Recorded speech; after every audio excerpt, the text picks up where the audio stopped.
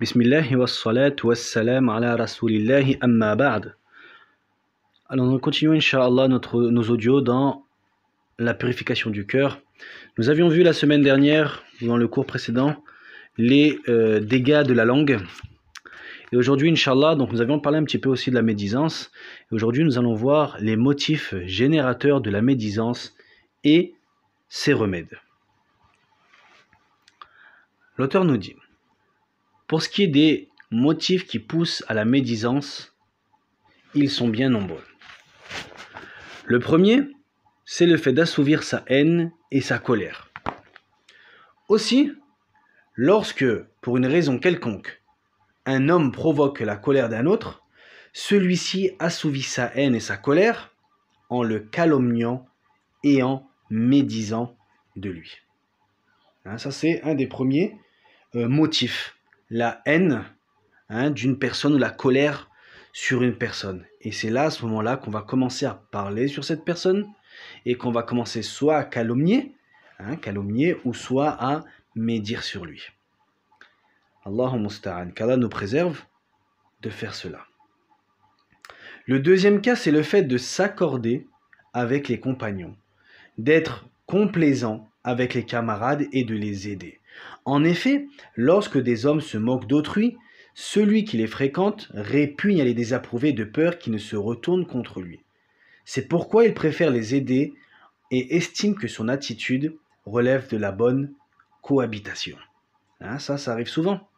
Certaines personnes vont calomnier, vont médire, vont se moquer, et par peur d'être mis à l'écart de ce groupe-là, alors la personne va rentrer dans leur jeu. La troisième, c'est le fait de vouloir rehausser son propre prestige en rabaissant autrui, en disant par exemple « un tel est un ignorant qui ne comprend pas vite ». Celui qui le fait cherche à travers son insinuation à montrer son propre mérite et faire voir à l'assistance qu'il est plus savant. Il en va de même de l'envie de voir quelqu'un recevoir les compliments, les honneurs et l'amour des gens. On le dénigre dans le but de faire disparaître ses avantages. Donc ça aussi, le troisième, donc c'est le fait de vouloir rabaisser les gens pour pouvoir rehausser son propre prestige. On va critiquer une personne pour au final montrer que nous on est meilleur. Ça rentre dans la médisance. Le quatrième, le jeu et le manque de sérieux. Ainsi on se met à évoquer autrui par imitation pour faire rire les gens. D'ailleurs, certaines personnes se servent de ce procédé comme gagne-pain. Certains comiques qui font des spectacles et tout ça, donc c'est leur gagne-pain de se moquer des gens. Et ça, il faut faire attention, ça rentre dans la médisance. Pour ce qui est du remède contre la médisance, que celui qui la pratique sache qu'en s'y adonnant, il s'expose au mépris et au courroux d'Allah subhanahu wa ta'ala. Que ses bonnes actions bénéficieront à sa victime.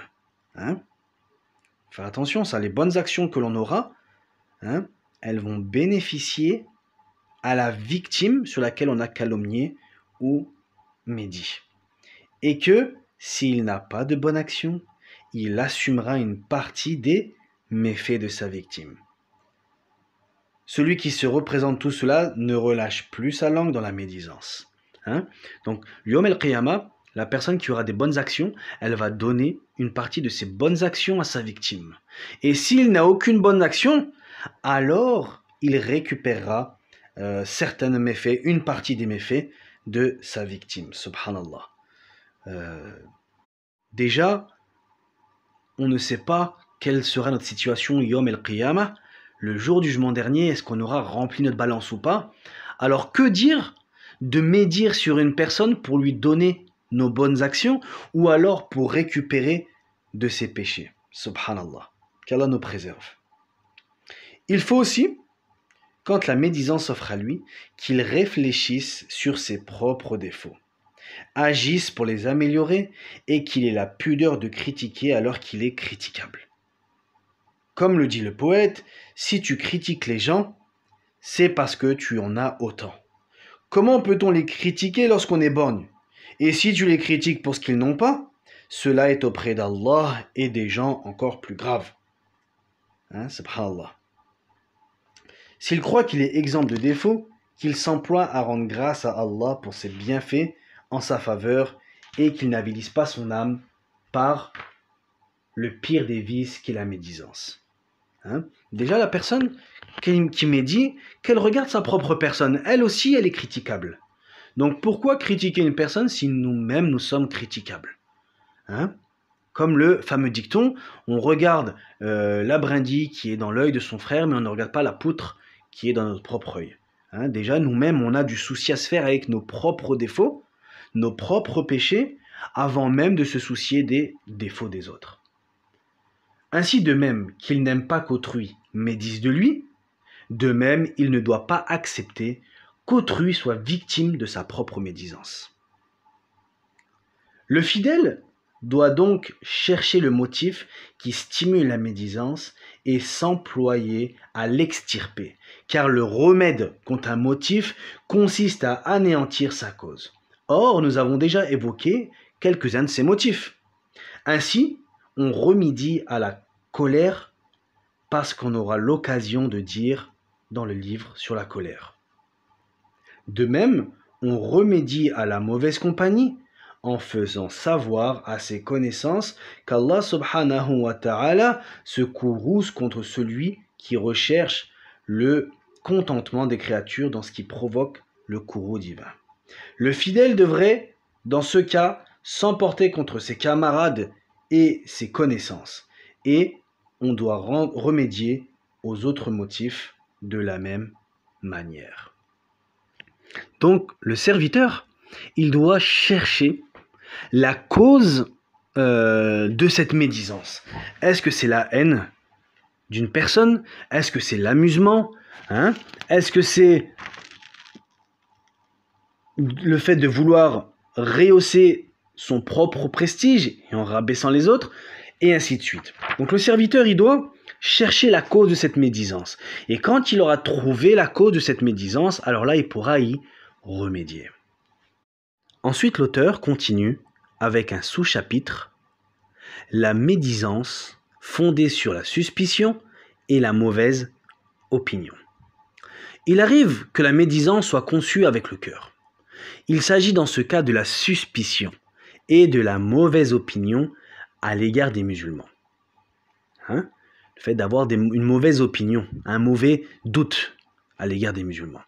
Or, l'opinion, c'est ce à quoi se fie l'âme et vers quoi incline le cœur.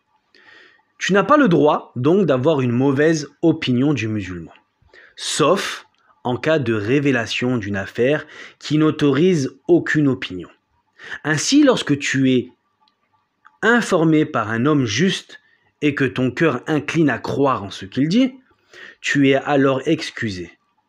Parce que si tu nies sa parole, tu auras une mauvaise opinion de ton informateur. Donc, tu ne dois pas avoir une bonne opinion de l'un et suspecter l'autre. Tu es tenu de chercher à savoir s'il y a une animosité ou de l'envie entre eux et pour éviter toute accusation gratuite. Naam, quand une personne vient nous dire quelque chose, alors au lieu de croire directement ce qu'il est, d'abord on se doit de rechercher. Est-ce qu'il n'y a pas de l'animosité entre eux? Est-ce qu'il n'y a pas de l'envie? Et ainsi de suite. D'accord? On ne peut pas accepter le khabar d'une personne musulmane et tout de suite douter d'une autre personne parce que cette personne l'a dit. On essaye de bien vérifier cette information. Donc, tu ne dois pas avoir une bonne opinion de l'un et suspecter l'autre. Tu es tenu de chercher à savoir s'il y a de une animosité ou de l'envie entre eux et pour éviter toute accusation gratuite. De même, lorsqu'une mauvaise idée te traverse l'esprit au sujet d'un musulman, tu dois redoubler de considération pour lui et invoquer le bien en sa faveur, car cela répugne à Shaytan et l'éloigne de toi. Ainsi, il ne t'insuffle plus les mauvaises pensées de peur que tu ne t'occupes de l'invocation et de la considération. Masha'Allah. Donc quand tu as un mauvais doute, quand tu as une mauvaise opinion, quand tu as une mauvaise pensée sur un musulman, alors à ce moment-là, il va falloir que tu redoubles de considération pour lui. Tu vas essayer d'augmenter ta bonne opinion de ton frère en Allah subhanahu wa ta'ala et tu vas invoquer pour lui dans le bien. Et à ce moment-là, Shaytan, il va s'éloigner de toi et il va arrêter de t'insuffler des mauvaises pensées, parce que si il continue à t'insuffler des mauvaises pensées, tu vas continuer à invoquer Allah subhanahu wa ta'ala pour que ce musulman soit meilleur. Si une faute devient évidente chez le musulman, tu dois lui dispenser secrètement tes conseils. Donc si tu vois ton frère fillah, ta sœur fillah fauter, ça devient évident qu'il fait un péché, qu'il faute, alors qu'est-ce que tu fais? Au lieu de médire, au lieu d'aller voir certains et dire un tel a fait ça, non. Tu dois lui dispenser secrètement tes conseils. Tu vas le naswah, tu vas le voir et tu le conseilles, secrètement. Sache également que la mauvaise opinion favorise l'espionnage, car le cœur ne se contente pas de l'opinion et demande la vérification, ce qui l'amène à espionner. Or, l'espionnage est interdit parce qu'il conduit à la violation de l'immunité du musulman. De même, si ce secret ne se révèle pas à toi, ton cœur sera mieux disposé envers le musulman. Donc, il faut faire attention parce que le mauvais doute, la mauvaise pensée, elle peut t'amener à l'espionnage. Pour vérifier si ton doute est réel ou pas. Et l'espionnage est certes interdit en islam. Et ensuite, l'auteur nous dit, donc dans un sous-chapitre, les excuses autorisant la médisance et l'expiation de celle-ci. Sache que ce qui est permis en matière de mention des méfaits d'autrui, et il s'agit d'un dessein parfaitement valable selon la loi religieuse, ne peut être atteint que par ce biais, pour pouvoir se dégager du péché consécutif à la médisance. Cela comporte plusieurs cas. Donc le fait de médire sur une personne, enfin pas médire, le fait de révéler un mal d'autrui, quelque chose de méfait, un méfait d'autrui, peut être autorisé sur certaines conditions, sur certains cas. Le premier cas, les griefs en justice. En effet, la victime d'une injustice a le droit de mentionner son oppresseur auprès de celui qui a le pouvoir de rétablir son droit. Naam.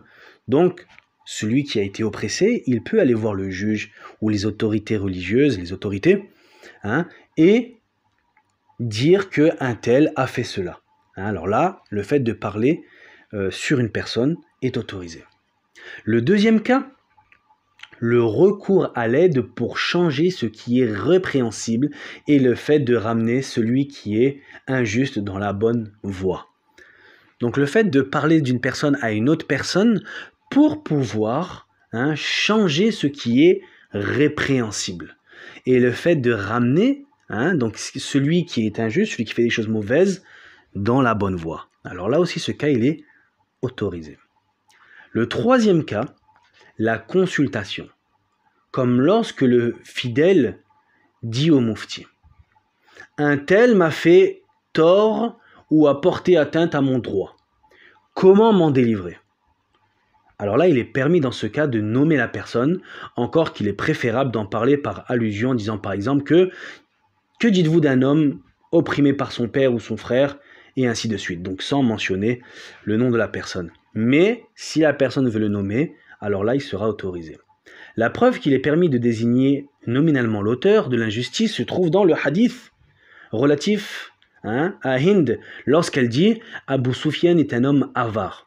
Or, le prophète Mohammed sallallahu alayhi wa sallam n'a pas désapprouvé son attitude. D'accord? Donc dans ce hadith, on voit que Hind, elle a dit cela sur Abu Sufyan, mais c'était dans un cas légitime. Le quatrième cas, l'avertissement des musulmans, comme lorsque tu vois un étudiant qui fréquente un innovateur ou un libertin et que tu crains qu'il soit contaminé, tu peux alors l'avertir de la situation réelle. Donc le quatrième cas, l'avertissement des musulmans.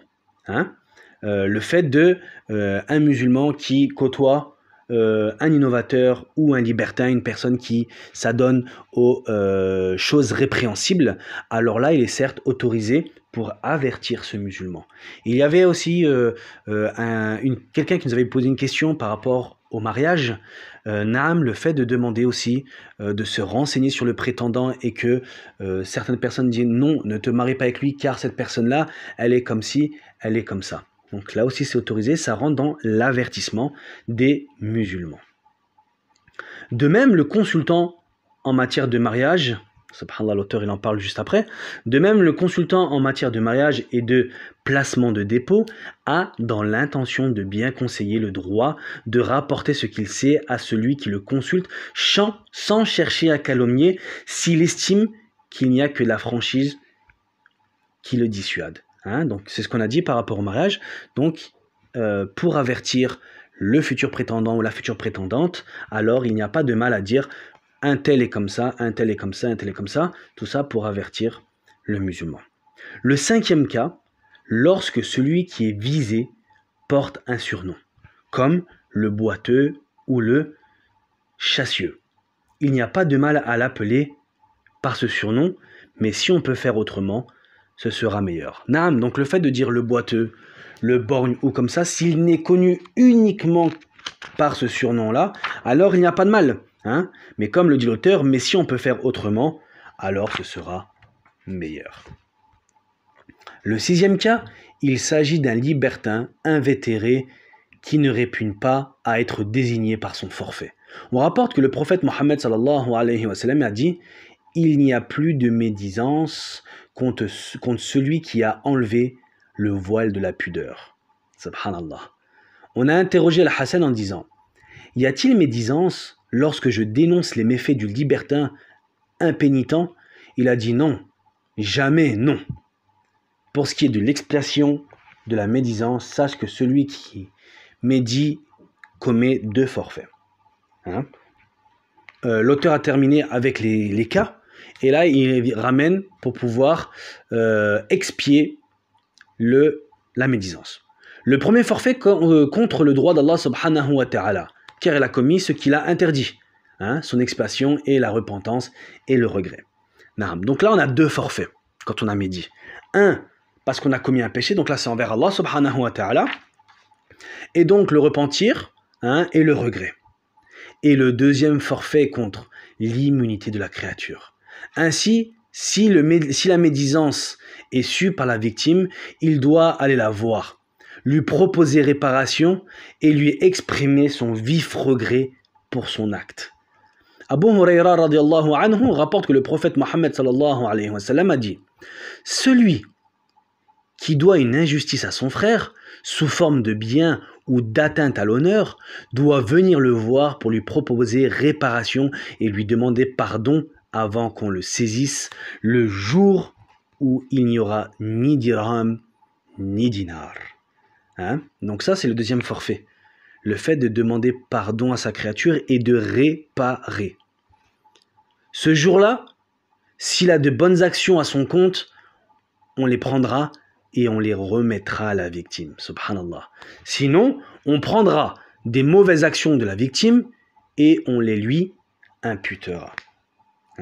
Donc, vaut mieux que la personne répare ses torts dans cette vie d'ici-bas plutôt que le jour du jugement dernier où il n'y aura ni dirham ni dinar.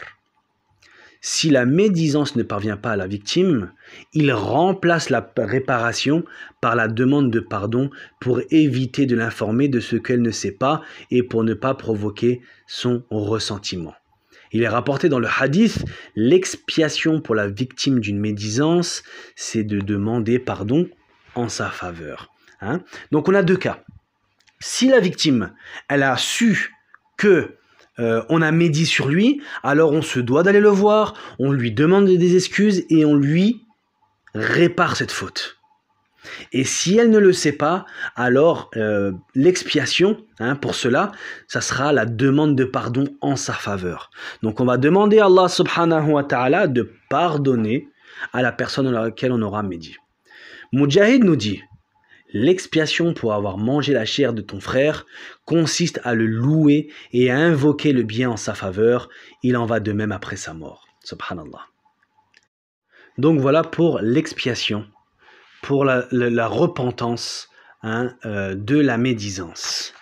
On répète les deux cas. S'il le sait, alors on doit aller lui demander pardon et réparer cette chose-là. Mais s'il ne le sait pas, alors on va demander pardon pour cette personne-là et on lui fera des éloges, et même si cela est après sa mort. On va s'arrêter là pour aujourd'hui, bi'idhnillahi ta'ala. Nous demandons à Allah subhanahu wa ta'ala d'épargner notre langue de la médisance, d'avoir toujours le bon soupçon pour nos frères en Allah, pour nos sœurs en Allah, et de faire partie des musulmans, de ceux que son frère filait ne craint ni de sa langue, ni de sa main. Subhanakallahumma wa bihamdik, ashhadu an la ilaha illa ant, astaghfiruka wa atubu ilayk.